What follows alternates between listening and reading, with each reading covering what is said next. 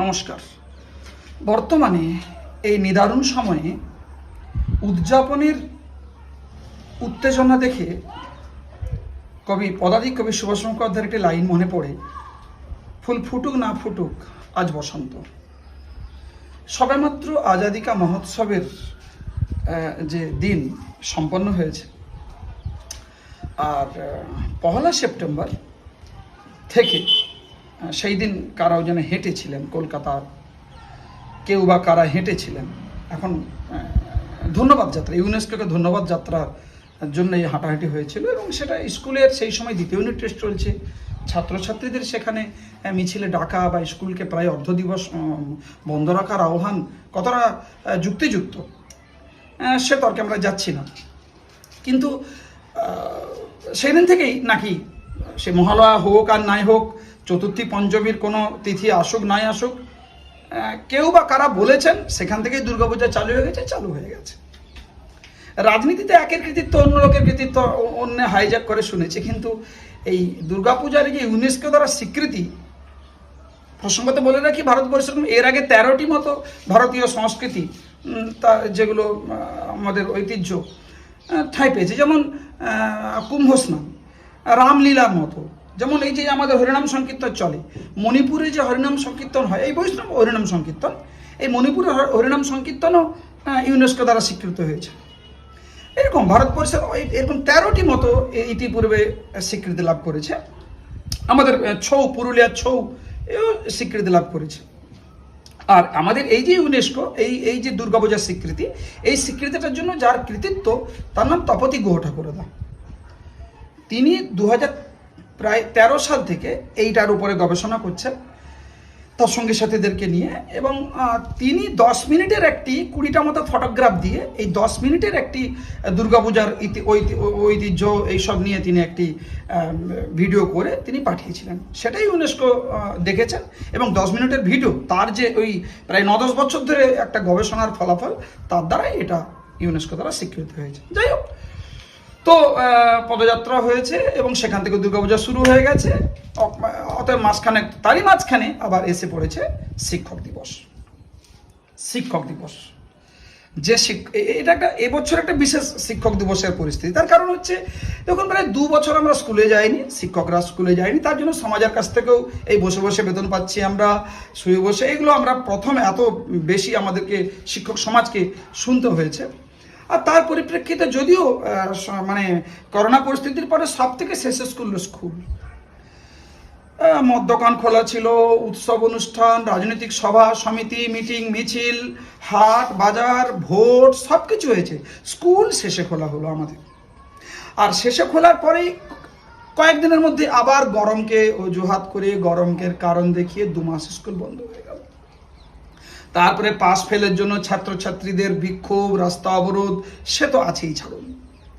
এরকম পরিস্থিতিতে যখন ইন্দ্র মেঘওয়ালের মতো ছাত্র রাজস্থানে শিক্ষকের প্রহারে মারা যায়, তখন ইন্দ্র মেঘওয়ালকে মেরেছে তার শিক্ষক, কি অপরাধ না, একটা স্কুলে একটা নির্দিষ্ট জলের কলসি থেকে, যে জলের কলসিটি উচ্চবিত্ত বা মাস্টারমশাইদের খাওয়ার জন্য, সেইখান থেকে জল খাওয়ার জন্য তাকে মারা হয়েছে এবং তার কানে চোখে আঘাত এমনভাবে লেগেছে যে মারা গেছে ছাত্রটি।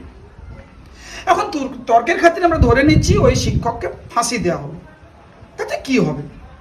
আমাদের প্রশ্ন অন্য জায়গায়, যে ওই স্কুলটির প্রতিষ্ঠা থেকে ওই যে 2টো হাঁড়ির মানে কলসির ব্যবস্থা রাখা, যেখান থেকে আলাদা আলাদা খেতে হবে জল, হ্যাঁ, এই ব্যবস্থাটা থাকলো কি করে? ওই এলাকার ওই অঞ্চলের ডিএম বা ডিআই, এসআই বা ওই এলাকার সমাজ ব্যবস্থা কোনো সরকারি পদক্ষেপ থেকে এটা আগে থেকে কেন হয়নি? এতদিন চললো কি করে? এইটা ভারতবর্ষে এই 75 বছর স্বাধীনতা বর্ষে এরকম আছে কেন? এইটা আমাদের প্রশ্ন। ইন্দ্র মেঘওয়ালের এইরকম মৃত্যু এসএসসি আজকে প্রায় 10 বছর হচ্ছে না, এই গত মে মাস থেকে 3 বার সরকারি লেভেলে বলা হয়েছে আজ হবে, খবর হলো, সবাই আশাবাদী হলো, নতুন করে পড়তে শুরু করলো। শিক্ষকতা করার কি ব্রত, কি নেশা, হাজার অপেক্ষা আশা মরিতে, মানে বৃথা আশা মরিতেও মরে না বলে যে কথাটা আছে, আমাদের পশ্চিমবঙ্গের বেকার যুবক যুবতীদের ক্ষেত্রে সেটা কত প্রযোজ্য? এত বছর হয়নি, এত দুর্নীতি, এরপরেও তারা আশাবাদী হয়ে সে সিলেবাস প্রকাশ না করে, কোনো গ্যাজেট প্রকাশ না করে শুধু না বলে দিল, সে শিক্ষামন্ত্রী থেকে যে কেউ বলে দিল হতে চলেছে, আশাবাদী হলো। এরকম 3বার কোনো নেতা এসএসসি প্রার্থীদের সঙ্গে দেখা করছেন, একেবারে হেডলাইন নিউজ হচ্ছে, কাজের কাজ কিছুই হচ্ছে না। একদিকে আদালত, একদিকে সিবিআই, একদিকে শিক্ষামন্ত্রক, আর একদিকে বেকার ছাত্রছাত্রী, এসএসসি কোয়ালিফাইড ছাত্রছাত্রী। এইরকম পরিস্থিতির মাঝখানে আমাদের বর্তমানে চলছে। আর তারই মাঝখানে আমরা দেখলাম হেয়ার স্কুলের একজন প্রাক্তন প্রধান শিক্ষক কি পেনশন সংক্রান্ত, তার পরিবারের যে অভিযোগ, পেনশন সংক্রান্ত সমস্যা নিয়ে তিনি গলায় দড়ি দিয়ে আত্মহত্যা করেছেন। এই 3-4 দিন আগে দুমকাতে ঝাড়খণ্ডের দুমকাতে শিক্ষককে বেঁধে প্রহার করছে ছাত্রের দল, এবং কেউ বলছে এটাকে ভালো করে ভিডিও তোল, ছাত্ররা বলছে এটাকে ফেসবুকে লিভ কর। অপরাধ 10 জন ছাত্রকে নিয়ে ওই শিক্ষক ফেল করিয়েছে। এই হচ্ছে মোটামুটি অবস্থা আমাদের। আর সব থেকে যেটা দুর্ভাগ্যের বিষয়, ছাত্র শিক্ষকরা তারা শিক্ষার স্বার্থে, সবাই নয়, একটা বিরাট অংশ, বিশেষ করে শাসক পক্ষের যে শিক্ষক সংগঠন বা শিক্ষা ছাত্রছাত্রী, তাদের যে অ্যাক্টিভিটি, কলেজে যে আজকে সীমাহীন ফি বৃদ্ধি। দেখুন, একটা স্কুলে যেমন 240 টাকা ফি নির্ধারণ করে দেওয়া হয়েছে, কলেজেও তো সেখানে শিক্ষকদের বেতন, বিল্ডিং তৈরি, তার ইউজিসি গ্র্যান্ট থেকে শুরু করে বিভিন্ন রকম গ্র্যান্ট, তারা এমপি এমএলএ বিভিন্ন গ্র্যান্ট পায়। তাহলে সেখানে আবার স্যাক প্রফেসরদেরকেও, আগে যে কলেজকে দিতে হতো বেতনটা, স্যাক প্রফেসরদেরকে সরকারি বেতন দিচ্ছে। তাহলে বরং স্কুলকে একটা পার্ট টাইম পুষতে হয়, তাকে করতে হয়। কিন্তু কলেজে তো তার স্যাক প্রফেসর, তার বিল্ডিং সব কিছুর সরকার দিচ্ছে। অথচ আপনি যান 6 বার কলেজে ভর্তি হতে হয়, প্রায় 15 থেকে 18 হাজার টাকা খরচা করতে একটা কলেজে প্লেন অনার্স পাস করতে গেলে। ছাত্রছাত্রীরা এর এগেনস্টে কোনোদিনও মিছিল করা, চেষ্টা করা যাতে করে এগুলো না হয়, তার কোনো আন্দোলন নেই। কিন্তু কোনো একজন নেতাকে বন্দি করেছে, গ্রেপ্তার করেছে অভিযোগে, এইটা নিয়ে পথে মিছিল হচ্ছে। এই পরিবেশে ওই জন্য বললাম যে এই নিদারুণ সময় আমাদের এই শিক্ষক দিবস, তাই এবারের শিক্ষক দিবস অন্যান্য দিবসের থেকে আমার মনে হয় খুবই গুরুত্বপূর্ণ। হ্যাঁ, শিক্ষকতা, কোন শিক্ষকতা? আমরা সেই শিক্ষকতা করি। আমরা সব থেকে বেশি কি বলবো, এই ব্রতে আমরা এত লং ছুটি, মানে পূজার ছুটি, গ্রীষ্মের ছুটি, আমরা এত লং ছুটি আর কোনো সরকারি চাকুরিতে, বেসরকারি চাকরিতে নেই। এটা শিক্ষকতা, এটা একটা দিক বলছি আমি। ক্লাসরুমে যদি 2টো ফ্যান থাকে, তার একটা ফ্যান নিশ্চয়ই আমাদের শিক্ষকদের মাথার উপরেই থাকে। আমরা 2টো পিরিয়ড পরপর নেওয়ার পরে অন্তত বলি, বাবা আমার পরপর 2 পিরিয়ড হয়ে গেলো বাবা। আমাদের যে ছাত্রদের জন্য স্কুল, ছাত্রদের বাথরুম, ছাত্রদের ল্যাট্রিন বা তাদের জলের ট্যাপ দেখলে হয়তো আমাদের হবে, আমরা তাদের দোষ দিই, ওরা তো দুষ্টুমি করবেই। কিন্তু আমাদের যে ইউরিনাল ল্যাট্রিন থাকে, তার কোয়ালিটি আর ছাত্রদের কোয়ালিটি ডিফারেন্স থাকে। ছাত্ররা যে জল খায়, আর আমাদের নিশ্চয়ই আমরা শিক্ষক সমাজ আমরা নিশ্চয়ই পরিশুদ্ধ জল খাই নিশ্চয়ই। আর ছাত্রদের কি জল? তো আমরা একটা সুবিধাজনক পেশার মাঝখানে আমরা থাকি, সত্যিই সুবিধাজনক।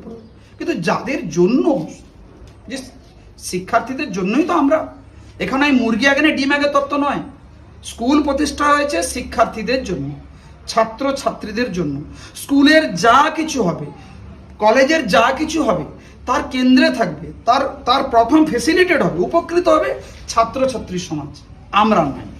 কিন্তু কোথাও হচ্ছে না তো, যে আমরা সব থেকে ফেসিলিটেড হচ্ছি সরকারের কাছ থেকে, প্রতিষ্ঠানের কাছ থেকে, সব থেকে। এবং সেই আমরা যদি ফেসিলিটেড হই, আমাদের পারিবারিক, আমাদের সঙ্গে কানেক্টেড যারা, তারাও সেই সুখ ভোগ করবে, স্বাভাবিক। এখন এই যে শিক্ষক দিবস, এটা কি আমাদের এরকম শিক্ষক শিক্ষিকাদের জন্য, নাকি সেই সব শিক্ষকও আছেন যারা ভারতবর্ষের বিভিন্ন জায়গায়, ওয়ান টিচার, অজস্র স্কুল আছে যেখানে একজন মাত্র টিচার, তিনি পড়াচ্ছেন, কষ্ট করছেন। এইচএস সেকশন চলছে, 6-8 জন টিচার নিয়ে 7টা পর্যন্ত পিরিয়ড করতে হয়, এরকম শিক্ষক শিক্ষিকা আছেন। কেমন ভারতবর্ষে এরকম অনেক, প্রায় 85 লক্ষ শিক্ষক শিক্ষিকা আছে যারা কন্ট্রাক্টে কাজ করছেন। যে কোনো মুহূর্তে তাদের, মানে 85 লক্ষের মধ্যে প্রায় অর্ধেক আজকে কন্ট্রাক্ট টিচার, যাদের চাকরি চলে যাবে কিনা তারা সবসময় টেনশনে থাকে। সেই সব শিক্ষক শিক্ষিকা যারা সিঙ্গেল টিচার, বিরাট স্কুল, তারা একাধিক ক্লাস নিচ্ছেন, অনেক কষ্ট করছেন, সেই প্রত্যন্ত জঙ্গলমহলে, পাহাড় পর্বত, যেখানে প্রত্যন্ত ভারতবর্ষের এলাকা, সেখানে চাকরি পেয়েছেন, সেখানে শিক্ষার আলো জ্বালানোর চেষ্টা করছেন। সেই শিক্ষককে অবশ্যই আমরা কুর্নিশ করব। কারণ দেখুন, রাধাকৃষ্ণান সর্বপল্লী রাধাকৃষ্ণন তিনি যে কৃতিত্ব করেছেন, তিনি যে যে শিক্ষক, তিনি কলকাতা বিশ্ববিদ্যালয়, বরোদা বিশ্ববিদ্যালয়, বেনারস বিশ্ববিদ্যালয়, রাশিয়াতে রাষ্ট্রদূত, তিনি ভারতবর্ষের প্রথম যে স্বাধীন ভারতবর্ষ শিক্ষা কমিশন তার তিনি সভাপতি, এ তো তার কৃতিত্ব। তো তার কৃতিত্ব নিয়ে আমরা কেন ভেঙে ভেঙে খাবো? আমাদের কাজ কি? তিনি কোন টিচারদের কথা বলেছেন? তার জন্মদিনকে কোন শিক্ষক শিক্ষিকাদের জন্য? আমরা যারা শিক্ষক শিক্ষিকা, যারা আমরা রাধাকৃষ্ণনের জন্মদিনে শুভেচ্ছা পাই, অভিনন্দিত হয় যে শিক্ষক শিক্ষিকা হিসাবে, আমরা রাধাকৃষ্ণনের কোন গুণটা নিজেদের মধ্যে ধারণ করতে পেরেছি? ওই পড়াশোনা, ওই মননশীলতা, ওই সর্বব্যাপী তার বিচরণ, সে রাষ্ট্রীয় ক্ষেত্রে হোক, শিক্ষা ক্ষেত্রে হোক, প্রশাসনিক ক্ষেত্রে হোক, একটা তো গুণ আমাদেরকে নিতে হবে, ধারণ করতে হবে না? তাদের জন্য শিক্ষক দিবস। আর আমরা মনে করি, আমাদের মনে রাখা উচিত যে দেখুন, শিক্ষকতার প্রথম, আমার মনে হয় যে শিক্ষকতার প্রথম বিষয়টা হচ্ছে শ্রদ্ধা। এই শ্রদ্ধা আমরা যেমন ওদের কাছ থেকেও পাবো, ছাত্রছাত্রীর কাছ থেকে, ছাত্রছাত্রীদেরকেও আমাদেরকে শ্রদ্ধা করতে হবে। গায়ত্রী চক্রবর্তী স্পিভাক বলেছিলেন, আমি যেন বিখ্যাত একজন মনীষী মহিলা, তিনি বলেছিলেন, ছাত্র আমার ভৃত্য, এই দুঃখিত, আমি ছাত্রের ভৃত্য। একজন শিক্ষক এসে তিনি বলছেন, আমি ছাত্রের ভৃত্য। আমাদেরকে এই যে শ্রদ্ধার ব্যাপারটা একজন শিক্ষক কিভাবে অর্জন করবেন? একজন শিক্ষক অর্জন করবেন ক্রমাগত পড়াশোনার মাধ্যমে তার নিজের উৎকর্ষকে বাড়ানোর জন্য। আর কি, চাকরির পর সব শেষ, পড়াশোনাও নেই, কিচ্ছু নেই, এবারে খেলি আমাদের অন্যান্য সুখ সুবিধা, ব্যাস। শিক্ষকতা মানে প্রত্যেক দিন পড়াশোনা করে এবং নিজের পড়াশোনাকে উৎকর্ষতাকে ক্রমাগত বাড়িয়ে নিয়ে যাওয়া, এটা হচ্ছে প্রথম কাজ। আর তারপরে ছাত্রছাত্রীদেরকে শ্রদ্ধা করা। আমরা এই শ্রদ্ধা না করে তাদের ভুলকে যদি প্রায় ব্যঙ্গ বিদ্রুপ করি, ওদের কিছু হবে না আজকাল, ওদের যে অজানা, ওদের যে ইগনোরেন্স, সেটাকে কি আমরা বিদ্রুপ করবো? নাকি ওদের জায়গায় ওদের প্রবলেমটা কিভাবে সলভ করা যায়? কোনোভাবেই বিদ্রুপ করা যাবে না। ছাত্রছাত্রীদেরকে আমাকে শ্রদ্ধা করতে হবে। এই শ্রদ্ধার মাধ্যমেই, কারণ এই মন্ত্রগুপ্তির শপথ বলা হচ্ছে একমাত্র, সেটা হচ্ছে শ্রদ্ধা। কারণ ছাত্রদের কাছ থেকে আমাদের অনেক কিছু শেখার আছে, এ বিষয়ে কোনো সন্দেহ নেই।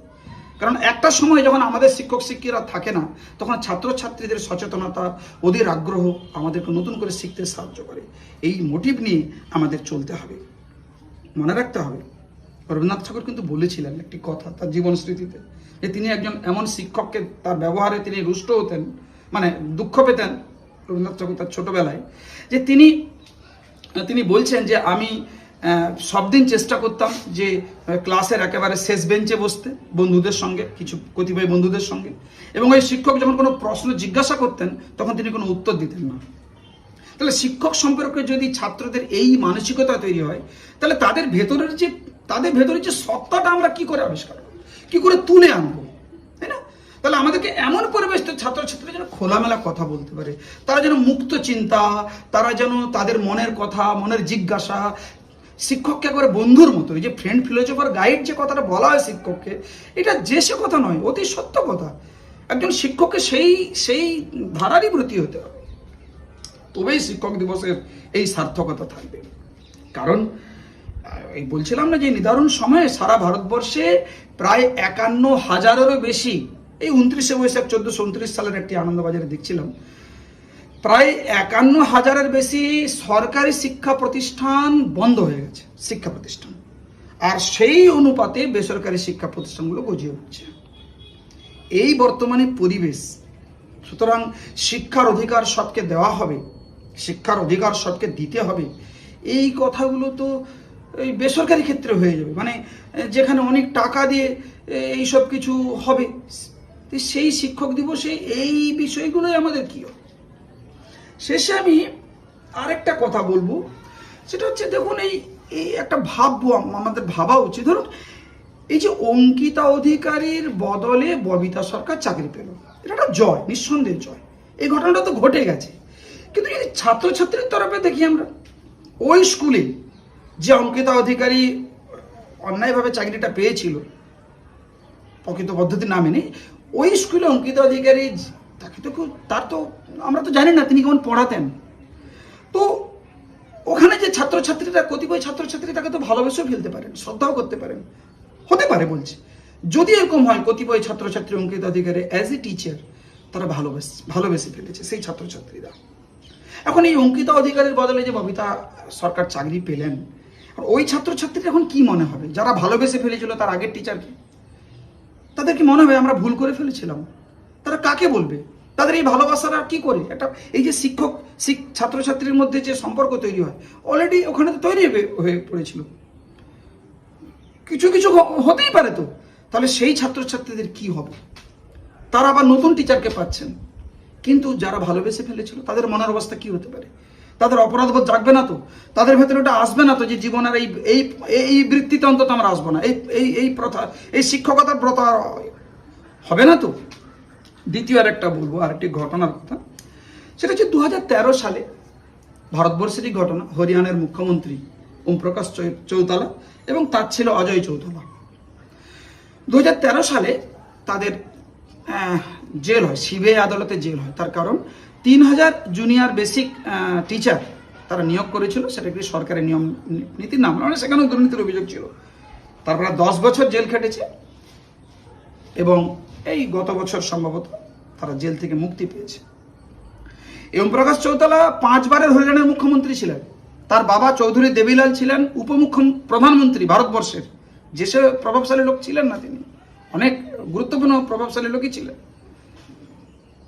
10 বছর জেল হয়েছে। এটা একটা ঘটনা, জাস্ট বললাম। আজকে তার দলের এমএলএ সংখ্যা হরিয়ানাতে মাত্র 1 জন বর্তমানে। আরেকটি কথা, প্রায় 32 লক্ষ বর্গ কিলোমিটারের এই দেশ ভারতবর্ষে আমাদের বলার সময় এসে গেছে। শিক্ষামন্ত্রী আমরা চাই না, আমরা চাই মন্ত্রীদের শিক্ষা। আমরা শিক্ষামন্ত্রী চাই না, আমরা মন্ত্রীদের শিক্ষা চাই। যে মন্ত্রীরা দলীয় দলদাস হবেন না, দলের কৃতদাসগিরি করবেন না, তারা সংবিধান মোতাবেক তারা এই সংবিধানে তাদেরকে যা যা বলেছে তারা কাজ করবেন। আর ছাত্রছাত্রীদের জন্য একটা কথাই বলে শেষ করব, সেটা হচ্ছে বৌদ্ধ ধর্মগুরু ধম্মপাদ যে কথা বলেছেন, সুন্দর একটি লাইন বলেছেন, বাড়তি কিছুই বিষ, পারলে ফেলে দিস। আমাদের এই মানে কেনা জমানো সঞ্চয় করার একটা নেশা এই জেনারেশনকে পেয়ে বসেছে। হ্যাঁ, রবীন্দ্রনাথ ঠাকুর খুব সুন্দর একটা কথা, যা চাই তা পাওয়াই আনন্দ নয়, যা পেয়েছি তাকে চাওয়াও যেন আনন্দ হয় আমাদের। কি পেলাম তার মন মোর হিসাব মেলাতে না হয় রাজি, যা পেলাম তাই কি কম। অর্থাৎ আমাদেরকে এইভাবে জীবনটা কাটাতে হবে। আর জ্ঞানের জন্য শিক্ষা, যুক্তিবাদী হতে হবে। হ্যাঁ, নিরন্তর জিজ্ঞাসা করতে হবে। তুমি কোয়েশ্চেন করলে যদি কোনো শিক্ষক শিক্ষিকা বিরক্ত হয়, রেগে যায়, তোমাকে অপমান করার চেষ্টা করে, সেই সব শিক্ষক শিক্ষিকা সম্পর্কে সতর্ক হবে। তোমাদের জন্য স্কুল, তোমাদের জন্য কলেজ, তোমরা শিক্ষক শিক্ষিকার কাছ থেকে নিয়ে নেবে, দখল করে নেবে, জোর করবে, তার জন্য যত যেতে হয়ে যাবে। আর অন্যায়ের বিরুদ্ধে প্রতিবাদ তোমাদেরকে করতেই হবে।